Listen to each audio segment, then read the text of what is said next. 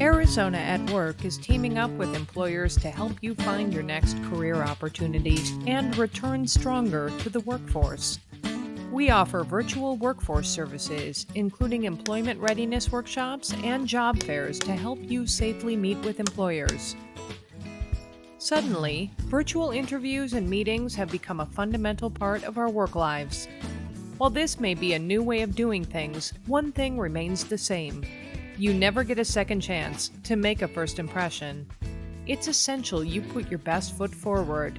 So here are some tips to help you present your best self online. Tip number 1. Be aware of your environment. Meet solo. Tell the people you live with that you are joining a virtual meeting and ask them to stay in another room. Find a quiet space. Avoid loud noise in the background, including TVs, loud fans, or street noise. Mind the children and pets. You should treat any virtual meeting or interview from home the same way you would an in-person meeting. Arrange for childcare during the meeting so you won't be interrupted.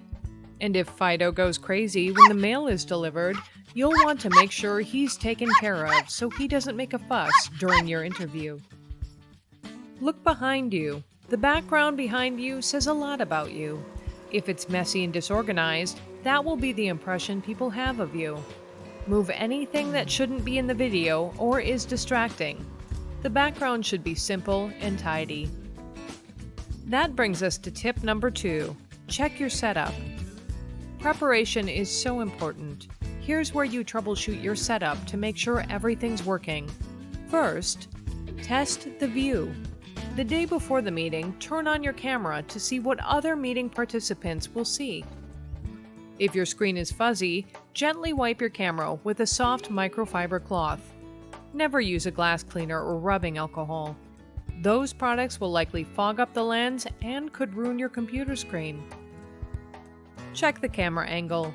Most people will be using the webcam in their laptop for the meeting. When it's sitting on a desk, your face could be featured in an unflattering way. Your camera should be right at eye level, pointing straight at you. You can use a stack of books to solidly bring the camera to eye level if needed. Lighting. You've already checked the view behind you, but how do you look? People want to look you in the eye, so lighting is important, and you have more control than you might think. Windows are a great source of natural light, but make sure the light is in front of you.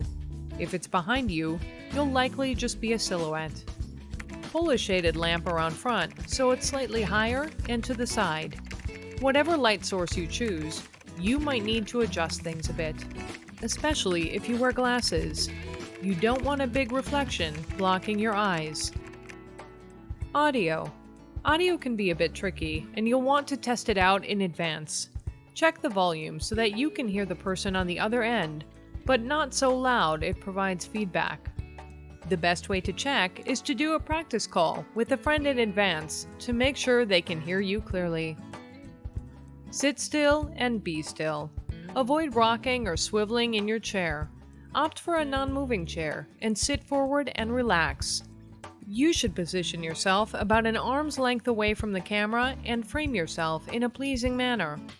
If you're using your phone and a FaceTime app, don't try to hold it. Your arm's going to get tired and things will get shaky.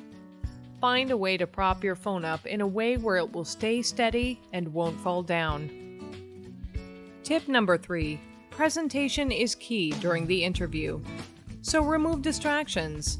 This includes cell phones, social media, open web pages, and food and drink.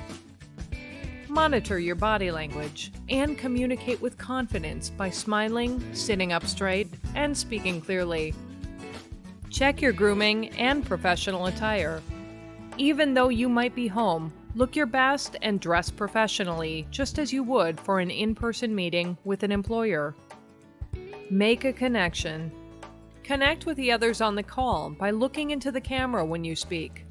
According to experts, this is crucial as it maintains eye contact with the person on the other end. It's the best way to convey that you are engaged in the conversation. Tip 4. Plan ahead to hit key points. Be concise. Keep your questions, responses, and chat messages short and simple. Utilize sticky notes to remind yourself of the things you want to mention and the questions you'd like to ask. Post them on your screen near the camera so it appears like you're always making eye contact. Always feel free to take notes. It's a good sign you're engaged in the discussion. Familiarize yourself with the mute button. Always be sure to mute yourself when attending virtual group meetings and unmute when the meeting organizer opens it up for questions and comments. And speak clearly. Try your best to speak up without yelling or mumbling. Which brings us to tip number 5. Practice, practice, practice. Test your virtual equipment at least 30 minutes before the appointment to make sure the devices you are planning to use are charged or plugged in and working. Log in beforehand. Before the meeting time, download the app that is required to join the meeting. Open the app, click the meeting link, and practice functions like pinning the speaker, muting, unmuting yourself, and sharing your screen. Meet from home. At home, you're more likely able to control outside factors such as noise.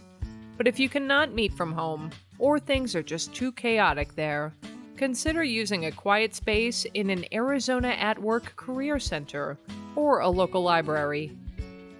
Lastly, utilize the chat function. Pre-type your questions and responses for employers before putting them in the chat to ensure there are no misspellings and typos. For more information about Arizona at Work and the Return Stronger campaign, please visit www.arizonaatwork.com.